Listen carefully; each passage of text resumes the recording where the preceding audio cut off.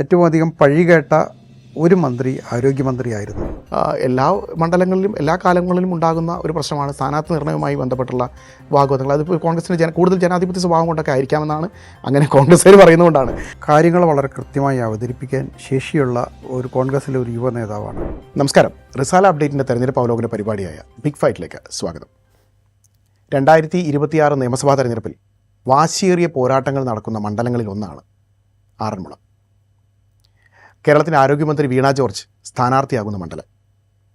LDFനായി വീണ George കളത്തിലിറങ്ങുമ്പോൾ കൃത്യമായ പ്രതിരോധം തീർക്കാൻ UDFനായി യൂത്ത് കോൺഗ്രസിൻ്റെ ഫയർ ബ്രാൻഡ് ലീഡറായ അബിൻ വർക്കിയെയാണ് രംഗത്തിറങ്ങുന്നത്.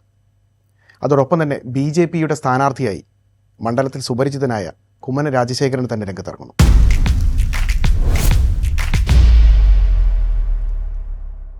വളരെ വാശിയേറിയ ഒരു പോരാട്ടമായിരിക്കുമല്ലേ മണ്ഡലത്തിൽ നടക്കുന്നുണ്ടാകുക?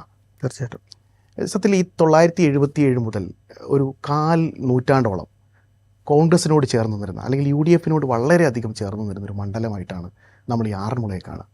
അത് 996 വരുമ്പോൾ കൃത്യമായിട്ട് അതിനൊരു ചെറിയ മാറ്റമുണ്ടാകുന്നു. ആ മാറ്റത്തിൽ നിന്ന് CPM മണ്ഡലം പിടിച്ചെടുക്കുന്നു. അതിനുശേഷം ഈ മണ്ഡലത്തിൻ്റെ ഒരു സ്വഭാവത്തിലൊരു മാറ്റം ഉണ്ടാകുന്നുണ്ട്. അതായത് പിന്നീട് മണ്ഡലം കേരളത്തിൻ്റെ ഒരു പൊതു സ്വഭാവത്തിലേക്ക്, അതായത് LDFനോടും UDFനോടും ചേരുന്ന ഓരോ പ്രാവശ്യവും മാറി മാറി സ്ഥാനാർത്ഥികളെ തിരഞ്ഞെടുക്കുന്ന ഒരു സ്വഭാവത്തിലേക്ക് പോകുന്നു.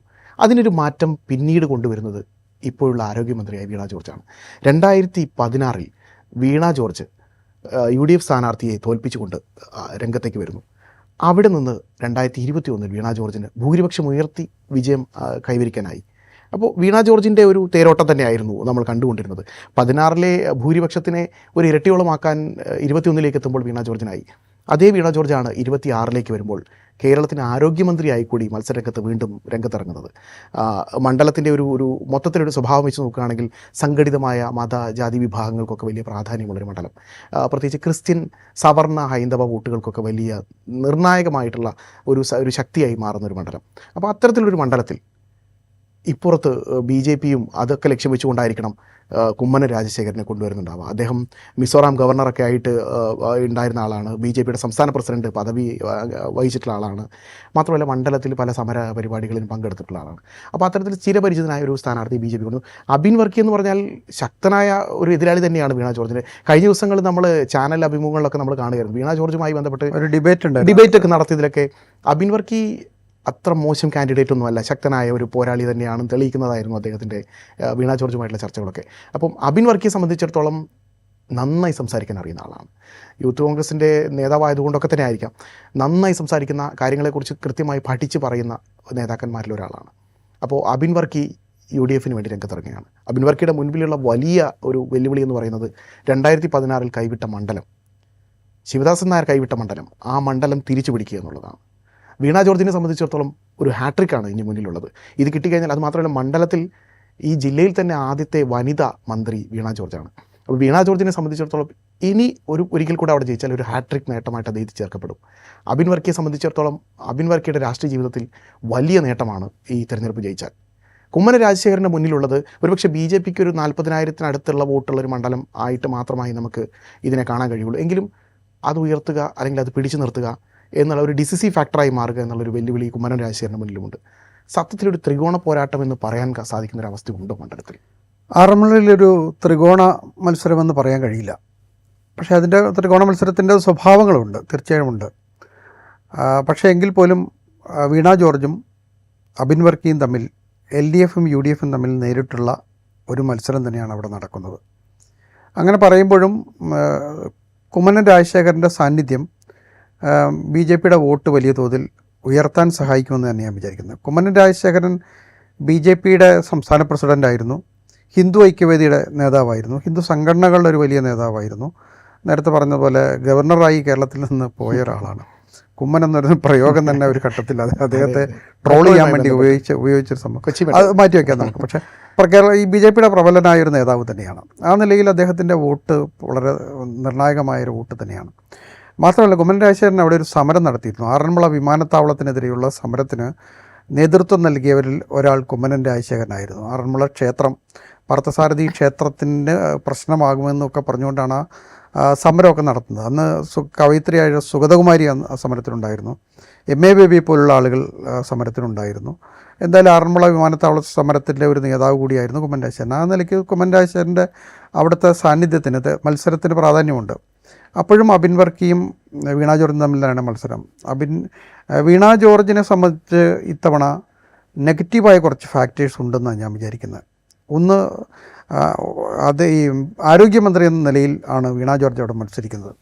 ഒരു പക്ഷേ കഴിഞ്ഞ മന്ത്രിസഭയിൽ ഏറ്റവും അധികം പഴികേട്ട, അവരാണോ അതിൻ്റെ കാരണക്കാരി എന്നറിയില്ല, ഏറ്റവും അധികം പഴികേട്ട ഒരു മന്ത്രി ആരോഗ്യമന്ത്രിയായിരുന്നു.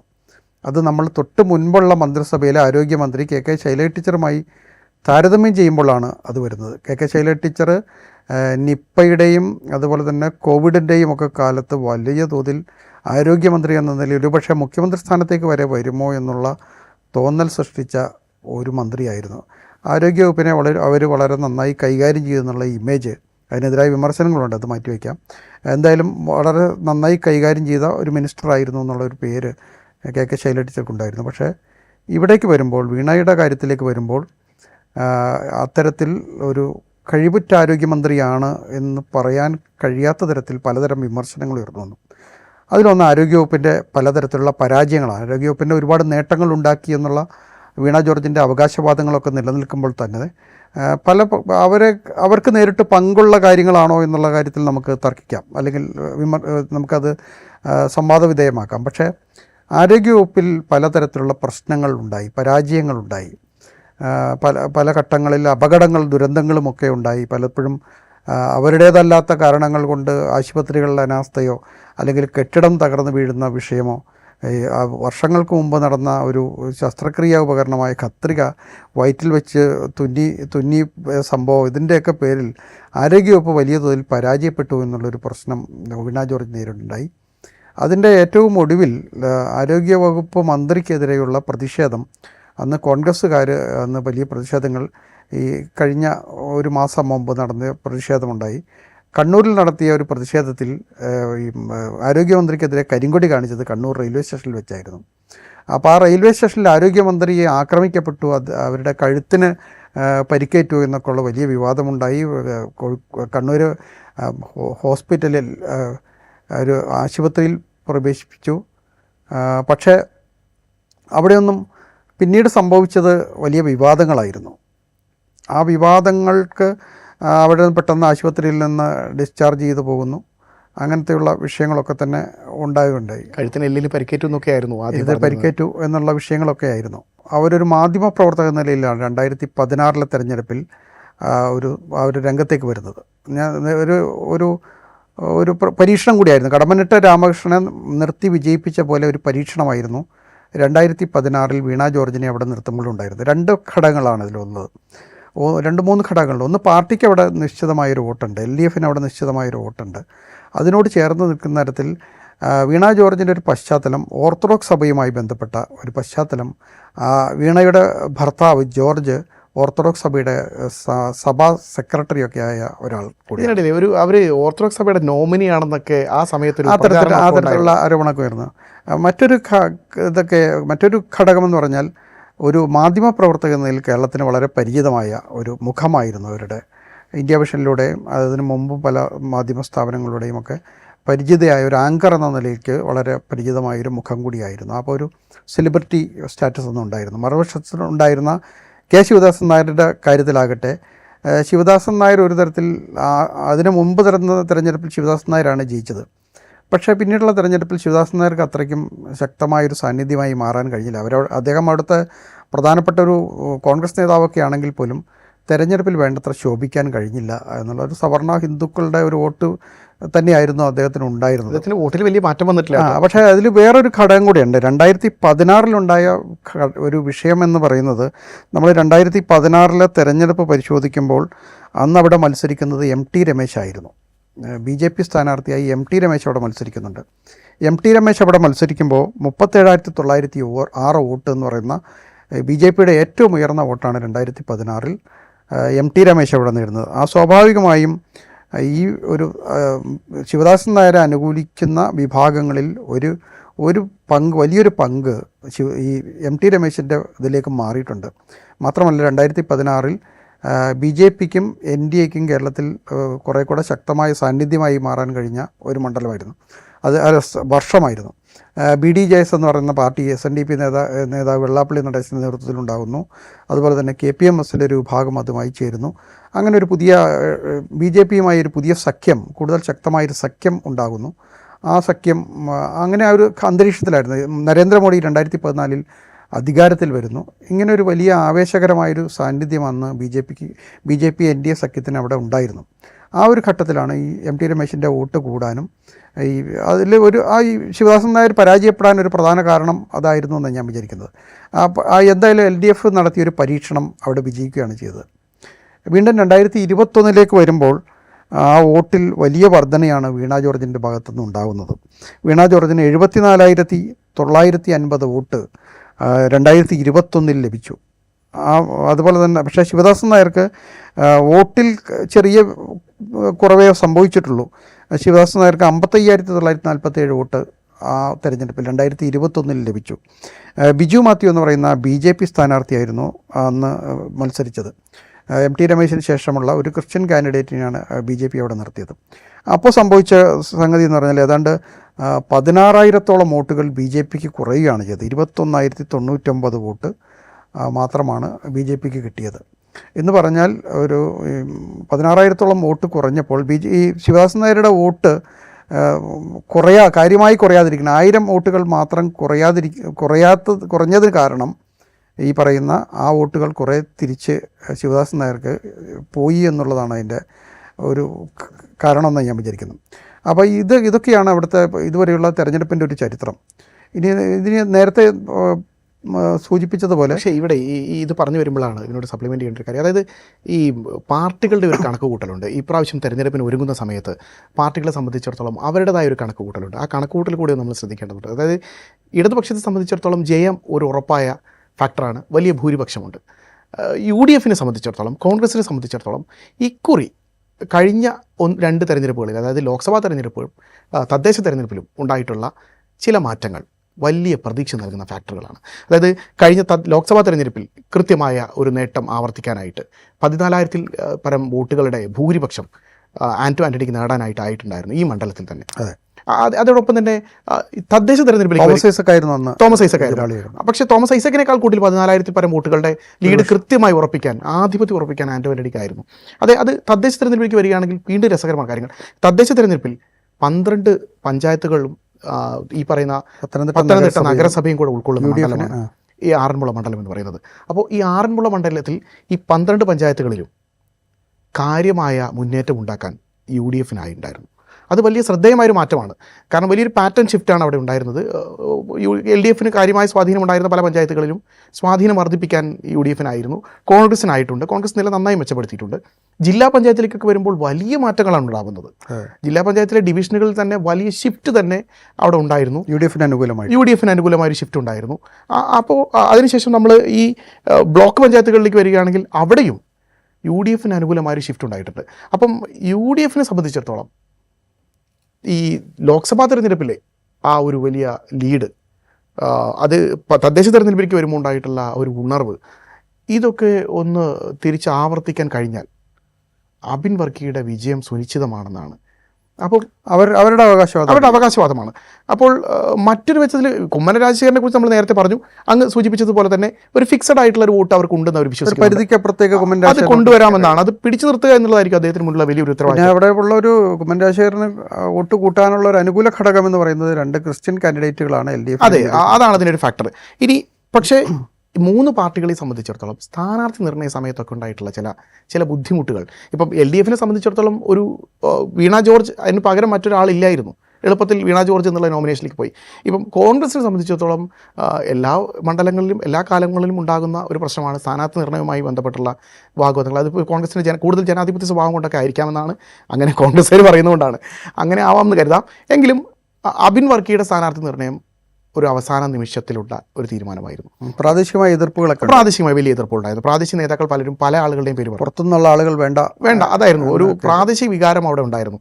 അപ്പോൾ പക്ഷേ കേന്ദ്ര നേതൃത്വവും ഇത്തരത്തിൽ അവരോട് പറഞ്ഞു, എന്നാൽ ഒരാളുടെ പേര് ഇങ്ങോട്ട് തരുമെന്ന് പറഞ്ഞപ്പോൾ കൃത്യമായിട്ട് ഒരാളുടെ പേര് കൊടുക്കാനൊന്നും പ്രാദേശിക നേതൃത്വത്തിനായില്ല. വീണ ജോർജിനെതിരെ മത്സരിച്ച് ജയിക്കാൻ ശേഷിയുള്ള ഒരാളുടെ പേര് അവർക്ക് ചൂണ്ടിക്കാണിക്കാൻ പറ്റില്ല. കിട്ടിയില്ല. പല ആളുകളുടെ പേരുകളാണ് കൊണ്ടുവരുന്നത്. അപ്പോൾ അവസാന നിമിഷമാണ് കേന്ദ്ര നേതൃത്വം തീരുമാനിക്കുന്നത്. അപ്പോൾ രമേശ് ചെന്നിത്തലയാണ് അബിൻ വർക്കിനെ ഇത്തരത്തിൽ നോമിനേറ്റ് ചെയ്തിരുന്നത്. അബിൻ വർക്കിയുടെ പേര് പറഞ്ഞ രമേശ് ചെന്നിത്തലയാണ്. അവസാന നിമിഷം കേന്ദ്ര നേതൃത്വം തീരുമാനിക്കുകയാണ് അബിൻ വർക്കി തന്നെയാണ് സ്ഥാനാർത്ഥി. അബിൻ വർക്കി വരുന്നു. അപ്പോൾ ഇതിനകത്ത് പ്രാദേശിക അദ്ദേഹം തദ്ദേശനായിട്ടൊരാളല്ല എങ്കിലും ഈ പറയുന്നൊരു വികാരം അബിൻ വർക്കിയുടെ പ്രഖ്യാപനത്തോടു കൂടി ഏകദേശം ആ ഒരു വികാരം കെട്ടടങ്ങി അബിൻ വർക്കിക്കൊപ്പം പാർട്ടി പ്രവർത്തകർ നിൽക്കുമെന്നാണ്. പക്ഷേ വീണ ജോർജിൻ്റെ കാര്യത്തിലേക്ക് നമ്മൾ വരുമ്പോൾ അത് പറയാതെ പോക വയ്യ.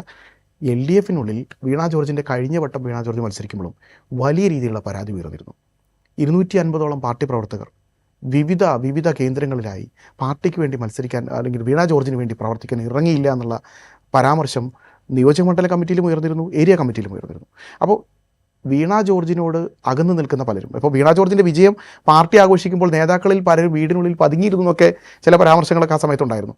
അപ്പോൾ വീണ ജോർജിൻ്റെ വിജയം ആഗ്രഹിക്കാത്ത കുറച്ച് ആളുകൾ അല്ലെങ്കിൽ വീണ ജോർജിനോട് വിമുഖത കാണിക്കുന്ന ചില ആളുകൾ CPMൽ ഉണ്ട് എന്നുള്ളതാണ്. അവരുടെ വിജയത്തിലും അവരുടെ ഭൂരിപക്ഷത്തിലും അത് പ്രതിഫലിച്ചോ ഇല്ലയോ എന്നുള്ളത് മറ്റൊരു കാര്യമല്ല. അല്ല, ഇതിൽ വീണ ജോർജിൻ്റെ ഭൂരിപക്ഷം കഴിഞ്ഞവണ്ണം കൂടാൻ വേറൊരു കാരണം കൂടി ഉണ്ടായിരുന്നു, നമ്മൾ സൂചിപ്പിക്കാൻ വിട്ടുപോയതാണ്. ഈ ജോസ് കെ മാണിയുടെ നേതൃത്വത്തിലുള്ള കേരള കോൺഗ്രസ് LDFൻ്റെ ഭാഗമായി മാറുന്നൊരു തെരഞ്ഞെടുപ്പ് കൂടിയായിരുന്നു 2021 തെരഞ്ഞെടുപ്പ്. ഈ കേരള കോൺഗ്രസ്സിന് സ്വാധീനമുള്ള 3 ജില്ലകളിലൊന്ന് പത്തനംതിട്ടയാണ്. കോട്ടയം, ഇടുക്കി, പത്തനംതിട്ടയാണ്. അത് കണക്കാക്കി തന്നെയാണ് ഈ പത്തനംതിട്ട ജില്ലയിലേക്ക് UDFൻ്റെ ഒരു ഉറച്ച പ്രദേശങ്ങളാണ് യഥാർത്ഥത്തിൽ പത്തനംതിട്ട ജില്ലയിൽ എന്ന് പറയുന്ന ആ ജില്ല തന്നെ.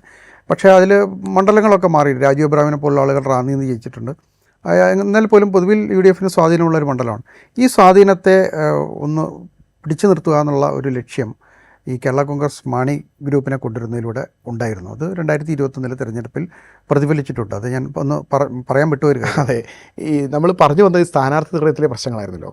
ഇനി നമ്മൾ BJPയിലേക്ക് നോക്കുകയാണെങ്കിൽ BJPയിൽ ഇതിൻ്റെ ഒരു മറ്റൊരു വശമാണ്. അതായത് BJPയെ സംബന്ധിച്ചിടത്തോളം ഇവിടുത്തെ പത്തനംതിട്ട ജില്ലയിൽ ഇക്കുറി പൊതുവെ സംസ്ഥാനത്ത് സ്ഥാനാർത്ഥി നിർണ്ണയത്തിൽ BJPക്ക് വലിയ പഴികെട്ടി. നമ്മൾ നേരത്തെ ഡീൽ ആരോപണമൊക്കെ ഇത് മുമ്പത്തെ എപ്പിസോഡിലൊക്കെ നമ്മൾ പാലക്കാടിനെ കുറിച്ചൊക്കെ ചർച്ച ചെയ്തപ്പോൾ നമ്മൾ ചർച്ച ചെയ്തിരുന്നു. അപ്പോൾ അത്തരത്തിൽ ഡീൽ ആരോപണം ഉയർന്ന ഒരു സ്ഥലമാണ് പത്തനംതിട്ട ജില്ല പൊതുവെ. അപ്പം പ്രത്യേകിച്ച് ഈ ആറന്മുള പോലെയുള്ള മണ്ഡലത്തിൽ BDJSനെ മത്സരിപ്പിക്കാനൊക്കെ ആയിരുന്നു പാർട്ടിയുടെ തീരുമാനം.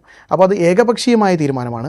പാർട്ടി സംസ്ഥാന അധ്യക്ഷൻ രാജീവ് ചന്ദ്രശേഖരൻ്റെയൊക്കെ ഭാഗത്തു നിന്നുള്ള ഏകപക്ഷീയമായ തീരുമാനമാണെന്ന് RSSനും പ്രാദേശിക BJP ഘടകത്തിനും അഭിപ്രായം ഉയർന്നു. അവർക്ക് ഈ നിയമസഭാ തെരഞ്ഞെടുപ്പിൽ 37,000 വോട്ട് വരെ നേടിയ മണ്ഡലമാണ്. അതെ, ലോക്സഭാ തെരഞ്ഞെടുപ്പിൽ 40,000-നടുത്ത് വോട്ടുകൾ നേടിയൊരു മണ്ഡലം. പിന്നെ എന്തിനാണ് ഇവിടുന്ന് BJPക്കാരനല്ലാത്തൊരു സ്ഥാനാർത്ഥി എന്തിനാണ് എന്നൊരു ചോദ്യം ഉയർന്നു. അങ്ങനെ ഇത് വലിയ രീതിയിൽ ചർച്ച നടന്നുകൊണ്ടിരിക്കുമ്പോൾ MT രമേശിനെ പാർട്ടി സമീപിക്കുന്നുണ്ട്. MT രമേശ് പറഞ്ഞു, ഞാൻ ഈ മണ്ഡലത്തേക്കില്ല, എനിക്ക് മത്സരിക്കാൻ താല്പര്യമില്ല എന്നുള്ള രീതിയിൽ അദ്ദേഹം ഒഴിഞ്ഞു പറയുകയാണ്.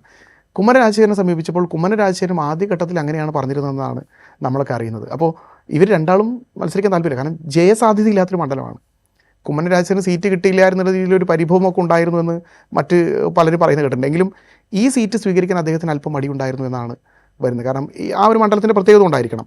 അപ്പോൾ അത്തരത്തിൽ കുമ്മനം രാജശേഖരൻ മണ്ഡലത്തിലേക്ക് വരികയാണ്. അതും അവസാന ഘട്ടത്തിലാണ്. അപ്പോൾ സ്ഥാനാർത്ഥിക്ക് തന്നെ ഒരു ചെറിയ രീതിയിൽ അതൃപ്തി ആദ്യഘട്ടത്തിലുണ്ടായിരുന്ന മണ്ഡലമാണ്. അപ്പോൾ ഈ 3 പാർട്ടികളിലും ഇങ്ങനെ ഒട്ടനവധി പ്രതികൂല ഘടകങ്ങൾ നമ്മൾ ഈ പറയുന്ന മൈൻ എടുത്തു വെച്ചതുപോലെയാണ് പല സ്ഥലങ്ങളിലും. ഇതിനൊക്കെ മുകളിൽ നിന്നാണ് ഈ സ്ഥാനാർത്ഥികൾ പോരാടുന്നത്. നമ്മൾ വേറൊരു കാര്യമുണ്ട്. വീണ ജോർജിനെ നമ്മൾ പിന്നെ ഈ നെഗറ്റീവായ കാര്യങ്ങളാണ് ആദ്യം പറഞ്ഞത്. വീണ ജോർജ് പറയുന്ന പോസിറ്റീവായ ചില കാര്യങ്ങൾ കൂടിയുണ്ട്. അതായത് ആരോഗ്യ മേഖലയിൽ ഉൾപ്പെടെ ഈ പത്തനംതിട്ട ജില്ലയിൽ കാര്യക്ഷമമായി ചില കാര്യങ്ങൾ ചെയ്യാൻ കഴിഞ്ഞു. ആറന്മുളയിൽ ഉൾപ്പെടെ ചെയ്യാൻ കഴിഞ്ഞിട്ടുണ്ടെന്നാണ് അവർ അവകാശപ്പെടുന്നത്. അതിൻ്റെ ചില ഉദാഹരണങ്ങൾ കഴിഞ്ഞ ചർച്ചകളിലൊക്കെ അവർ ചൂണ്ടിക്കാണിക്കുകയും ചെയ്തിരുന്നു. അവിടെ സ്റ്റേഡിയം കൊണ്ടുവരുന്ന കാര്യം, അതുപോലെ തന്നെ ആശുപത്രിക്ക് വലിയ കെട്ടിടങ്ങളുണ്ടാക്കി എന്നുള്ള കാര്യങ്ങൾ, ഇതൊക്കെ റോഡുകളുടെ പുരോഗതി, ഇത്തരം കാര്യങ്ങളൊക്കെ തന്നെ അവർ പറയുകയുണ്ടായി. LDF ഗവൺമെൻറ് നടപ്പാക്കിയ വികസന നേട്ടങ്ങളുടെ ഒരു പങ്ക് വീണ ജോർജിനും അവകാശപ്പെട്ടതാണ് എന്നാണ് അവർ പറയുന്ന. കൃത്യമായി മണ്ഡലത്തിലേക്ക് എത്തിച്ചിട്ടുണ്ടെന്നും അത് വീണ്ടും തിരഞ്ഞെടുക്കപ്പെട്ടാൽ അതിൻ്റെ തുടർച്ചയുണ്ടാകുമെന്നുമാണ് വീണ ജോർജ് പറയുന്നൊരു കാര്യം. അതുകൂടെ നമ്മൾ പറയാതെ പോകുന്നത് ശരിയല്ല.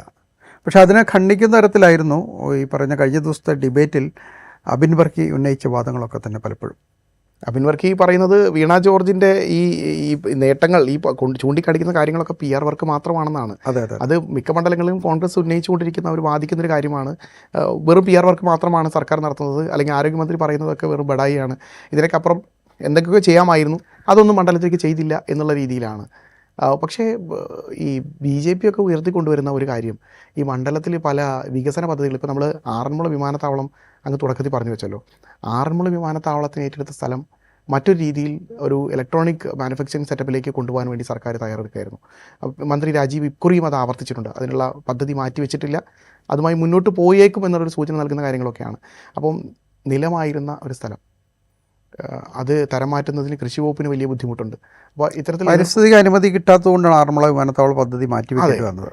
ഇപ്പോൾ മണ്ഡലത്തിൻ്റെ തണ്ണീർത്തടങ്ങൾ ഉള്ള ഒരു പ്രദേശമായിരുന്നു. ഞാനവിടെ പോയി സന്ദർശിച്ചിട്ടുള്ള ഒരു സ്ഥലമാണ്. അവിടെ ഈ തോടുകളൊക്കെ തന്നെ മൂടിയിട്ടാണ് അവിടെ ഈ വിമാനത്താവളത്തിന് വേണ്ടി നിലമൊരുക്കിയിരുന്നത്. വയലുകൾ മാത്രമല്ല, അങ്ങോട്ടുള്ള വരുന്ന തോടുകളുമൊക്കെ തന്നെ നികത്തിയിട്ടാണ്. അതൊക്കെ തന്നെയാണ് അന്ന് എതിർപ്പുകൾക്ക് കാരണമായത്. ഇപ്പോൾ മണ്ഡലത്തിൻ്റെ നമ്മൾ പറഞ്ഞ ആരോഗ്യ മേഖല മാത്രമല്ലല്ലോ ഒരു മണ്ഡലത്തിൽ ചർച്ച ചെയ്യപ്പെടുക. മണ്ഡലത്തിൻ്റെ അടിസ്ഥാന സൗകര്യ വികസനത്തിൽ എത്രത്തോളം മുന്നോട്ട് പോയിട്ടുണ്ടെന്നുള്ളൊരു ചോദ്യം ഉണ്ടാകും. അത് ഒരു പക്ഷേ വീണ ജോർജ് നമ്മൾ കഴിഞ്ഞ ദിവസം ചർച്ചകളിൽ കണ്ടതുപോലെ ആരോഗ്യ മേഖലയിൽ മാത്രമല്ല വികസനം സാധ്യമാകേണ്ടതെന്നുള്ളതും സമഗ്രമായൊരു വികസനത്തിൽ എത്രത്തോളം മുന്നോട്ട് പോകാൻ സാധിച്ചിട്ടുണ്ടെന്നുള്ളതും വീണ ജോർജ് സത്യം പറഞ്ഞാൽ മണ്ഡലത്തിൽ പറയേണ്ടി വരും. അത് പറയാൻ കഴിയുമെന്നാണ് നമ്മളൊക്കെ വീണ ജോർജിൻ്റെ കോൺഫിഡൻസുകളും നമുക്ക് അതാ തോന്നുന്നത്. മണ്ഡലത്തിൽ കാര്യമായ മാറ്റങ്ങൾ അവർക്ക് ചൂണ്ടിക്കാണിക്കാൻ കഴിഞ്ഞേക്കും. അബിൻ വർക്കിയെ സംബന്ധിച്ചിടത്തോളം ഇതൊരു വലിയ സുവർണാവസരമല്ലേ? കേരളത്തിലെ ശക്തിയായിട്ടുള്ള ഒരു നേതാവിനോട് ഏറ്റുമുട്ടുന്നു. ഒരുപക്ഷെ ഹാട്രിക്കിലേക്ക് പോകുന്നൊരു നേതാവിനെ അവിടെ വെച്ച് പരാജയപ്പെടുത്തുന്നുള്ള റെക്കോർഡ് വരുന്നു. ഒരു യുവജന നേതാവ് എന്ന നിലയിൽ വലിയ രാഷ്ട്രീയത്തിൽ തന്നെ വലിയ ശ്രദ്ധേയനാകാനുള്ളൊരു അവസരം ഒരുങ്ങുന്നു. അബിൻ വർക്കി ശരിക്കും പറഞ്ഞാൽ ആ ഒരു പെർഫോമൻസ് പുറത്തെടുക്കാൻ, അല്ലെങ്കിൽ അബിൻ വർക്കിക്ക് അങ്ങനെ ഒരു സാധ്യത ഉണ്ടാവില്ലേ? അബിൻ വർക്കി വളരെ സ്ട്രോങ് ആയിട്ടുള്ളൊരു കാൻഡിഡേറ്റാണ്. അത് പലതരത്തിൽ, ഒന്ന് അദ്ദേഹത്തിൻ്റെ വാദങ്ങൾ, ഇപ്പോൾ നമ്മൾ ചാനൽ ചർച്ചകളിലാണെങ്കിലും മറ്റ് ഡിബേറ്റുകളിലാണെങ്കിലും ഒക്കെ കാര്യങ്ങൾ വളരെ കൃത്യമായി അവതരിപ്പിക്കാൻ ശേഷിയുള്ള ഒരു കോൺഗ്രസ്സിലെ ഒരു യുവ നേതാവാണ്. ആ നിലയ്ക്ക് അബിൻ വർക്കിക്കൊരു ഒരു പ്രാധാന്യമുണ്ട്, അദ്ദേഹത്തിൻ്റെ മത്സരത്തിൻ്റെ ഒരു പ്രാധാന്യമുണ്ട്. പക്ഷേ നേരത്തെ പറഞ്ഞതുപോലുള്ള എതിർപ്പുകൾ, പ്രാദേശികമായ എതിർപ്പുകൾ അബിൻ വർക്കിക്കുണ്ട് എന്നുള്ളൊരു പ്രശ്നമുണ്ട്. മറ്റു ചില ഘടകങ്ങൾ കൂടെ അബിൻ വർക്കിക്ക് പ്രതികൂലമായിട്ടുണ്ട്. ആറന്മുള പോലെ ഒരു മണ്ഡലത്തിൽ അത് സാമുദായിക ഘടകങ്ങളാണ്. അത് എത്രമാത്രം അനുകൂലമാക്കാൻ കഴിയും, പ്രത്യേകിച്ച് ശിവദാസൻ നായരുടെയൊക്കെ ഒരു ബേസിലേക്ക് കടന്നു കയറാൻ അബിൻ വർക്കിക്ക് കഴിയുമോ എന്നുള്ളത് കോൺഗ്രസ് അവിടെ നേരിടുന്ന ഒരു ചലഞ്ചാണെന്ന് തന്നെ ഞാൻ വിചാരിക്കുന്നു. മാത്രമല്ല കുമ്മനം രാജശേഖരൻ അവിടെ ഇത്തവണ മത്സരിക്കുന്നുണ്ട് എന്നുള്ളതും ഒരു പക്ഷേ UDF അത്ര അനുകൂലമായൊരു ഫാക്ടറായിക്കൊള്ളണമെന്നില്ല. ഒരുപക്ഷെ ഒരു മെജോറിറ്റി നായർ വോട്ടുകളുടെയൊക്കെ ഒരു കൺസോൾട്ടേഷൻ ഉണ്ടാകാം. ഹിന്ദു വോട്ടുകളുടെ ഒരു കോൺസെൻട്രേഷൻ കുമ്മനത്തിന് അനുകൂലമായി മാറിയാൽ അത് ബാധിക്കുക ഒരു തരത്തിൽ കഴിഞ്ഞ തെരഞ്ഞെടുപ്പുകളിലൊക്കെ കണ്ടതുപോലെ തന്നെ കൂടുതൽ ബാധിക്കുക UDF ആയിരിക്കുമെന്നാണ് ഞാൻ വിചാരിക്കുന്നത്. പക്ഷേ അതിനൊക്കെ മറികടന്ന് ഒരു എല്ലാ വിഭാഗങ്ങളുടെയും വോട്ടുകൾ വലിയ തോതിൽ സമാഹരിക്കാൻ അബിൻ വർക്കിക്ക് കഴിഞ്ഞാൽ ഒരുപക്ഷെ വിജയം നേടാൻ കഴിഞ്ഞേക്കും, ഇല്ല എന്ന് പറയുന്നില്ല. പ്രത്യേകിച്ച് ഈ വീണ ജോർജിന് ഒട്ടേറെ പ്രതികൂല ഘടകങ്ങൾ ഈ തെരഞ്ഞെടുപ്പിൽ ഉള്ളൊരു സാഹചര്യത്തിൽ ഒരു പക്ഷേ കോൺഗ്രസ്സിന് മണ്ഡലത്തെ തിരിച്ചു പിടിക്കാൻ കഴിഞ്ഞേക്കാം. പക്ഷേ നമ്മൾ ഈ കഴിഞ്ഞ കണക്കുകളൊക്കെ പറഞ്ഞപ്പം വിട്ടുപോയ ഒരു കാര്യം, ലോക്സഭാ തെരഞ്ഞെടുപ്പിലും തദ്ദേശ ഭരണ തെരഞ്ഞെടുപ്പിലും വലിയ മുന്നേറ്റങ്ങൾ ഉണ്ടാക്കിയ ഒരു ഘട്ടമാണ് പത്തനംതിട്ട ജില്ലയിൽ പൊതുവിലും ആറന്മുളയും ഉണ്ടായത്. പക്ഷേ നമ്മൾ കഴിഞ്ഞ നിയമസഭാ തെരഞ്ഞെടുപ്പെടുത്ത് പരിശോധിക്കുമ്പോൾ UDF ശക്തി കേന്ദ്രമാണെങ്കിൽ പോലും അവിടെയുള്ള 5 നിയമസഭാ മണ്ഡലങ്ങളിൽ 5ലും വിജയിച്ചു വന്നത് LDF സ്ഥാനാർത്ഥികളാണ് എന്നുള്ളൊരു കാര്യം കൂടെയുണ്ട്. അതാണ് കേരള കോൺഗ്രസിൻ്റെ വോട്ടിനെ കുറിച്ച് ഞാൻ സൂചിപ്പിച്ചത്. ആ വോട്ടിൻ്റെ കൂടെ ചേർത്തിട്ടാണ് LDF വിജയിക്കാൻ കഴിഞ്ഞത്. ഇത്തവണ കേരള കോൺഗ്രസിൻ്റെ ശക്തി എത്രമാത്രമുണ്ട് എന്ന് തെളിയിക്കപ്പെടാൻ പോകുന്ന, അല്ലെങ്കിൽ ആ ശക്തി കുറഞ്ഞോ അതോ ശക്തി നിലനിൽക്കുന്നുണ്ടോ എന്നും കൂടെ പരിശോധിക്കുന്നൊരു തെരഞ്ഞെടുപ്പായിരിക്കും വരാൻ പോകുന്നത്. അപ്പോൾ ആ നിലയ്ക്കൊക്കെ വളരെ പ്രാധാന്യമുള്ളൊരു തെരഞ്ഞെടുപ്പ് തന്നെയാണ് ആറന്മുളയിൽ തെരഞ്ഞെടുപ്പ് എന്ന് തന്നെയാണ് ഞാൻ വിചാരിക്കുന്നത്. രാഷ്ട്രീയമായി വലിയ പ്രാധാന്യമുള്ളൊരു തെരഞ്ഞെടുപ്പാണ്. സർക്കാരിൻ്റെ വികസന നേട്ടങ്ങളിൽ അല്ലെങ്കിൽ നേട്ടങ്ങളിൽ പ്രധാനപ്പെട്ട ഒന്ന് ആരോഗ്യ മേഖലയിലാണെന്നാണ് ഇപ്പോഴും അവകാശപ്പെടുന്നത്. ആ വികസന നേട്ടങ്ങൾ എന്ന് പറയുന്നത് ജനങ്ങൾ അംഗീകരിക്കുന്നുണ്ടോ? ആരോഗ്യമന്ത്രി മത്സരിക്കുമ്പോൾ സ്വാഭാവികമായിട്ടും അവിടെയുള്ളൊരു വിധിയെഴുത്ത് ഈ സർക്കാരിൻ്റെ അവകാശവാദം, ആരോഗ്യ മേഖലയിൽ ഉണ്ടാക്കിയ നേട്ടങ്ങൾ എന്ന് പറയുന്ന അവകാശവാദത്തെ ജനങ്ങളൊരു ജനവിധിയിലൂടെ അംഗീകരിക്കുന്നുണ്ടോ എന്നുള്ള പ്രശ്നം കൂടെ ഈ തെരഞ്ഞെടുപ്പിൽ ആറന്മുളയിൽ നടക്കുന്ന തെരഞ്ഞെടുപ്പിൽ നിർണായകമാണെന്നാണ് ഞാൻ വിചാരിക്കുന്നത്. ഞങ്ങൾക്ക് അങ്ങനെ വിധിയെഴുത്ത് കൂടെ പ്രധാനപ്പെട്ടൊരു കാര്യമാണ്, ഒരു ഘടകമാണെന്ന് ഞാൻ വിചാരിക്കുന്നു. എന്തുതന്നെയാണെങ്കിലും ഭരണ തുടർച്ച ആഗ്രഹിക്കുന്ന സർക്കാരിനെ അതോടൊപ്പം സർക്കാരിൻ്റെ ഭാഗമായ മന്ത്രിയെ ജനങ്ങൾ ഏത് തരത്തിലാണ് വിലയിരുത്തുന്നത് എന്നുള്ളൊരു വിധിയെഴുത്ത് കൂടിയായിരിക്കും ആറന്മുള തിരഞ്ഞെടുപ്പ്. വീണ ജോർജിന് ശക്തമായ പ്രതിരോധം തീർക്കാൻ അബിൻ വർക്കിക്കാകുമോ? ഒരുപക്ഷെ വീണ ജോർജിനെ അട്ടിമറിച്ച ഒരു വിജയം നേടാൻ അബിൻ വർക്കിക്കാകുമോ? കുമ്മനം രാജശേഖരൻ ഒരു കരുത്തനായ എതിരാളിയെ മാറുമോ? ഇതെല്ലാം ജനവിധിക്ക് ശേഷം മാത്രം തീരുമാനിക്കപ്പെടാൻ പറ്റുന്ന കാര്യങ്ങളാണ്. എന്തായാലും ജനവിധിയെ നമുക്ക് മാനിക്കാം, ജനവിധിക്കായി കാത്തിരിക്കാം. മറ്റൊരു എപ്പിസോഡിൽ മറ്റൊരു മണ്ഡലവുമായി വീണ്ടും കാണാം. നന്ദി.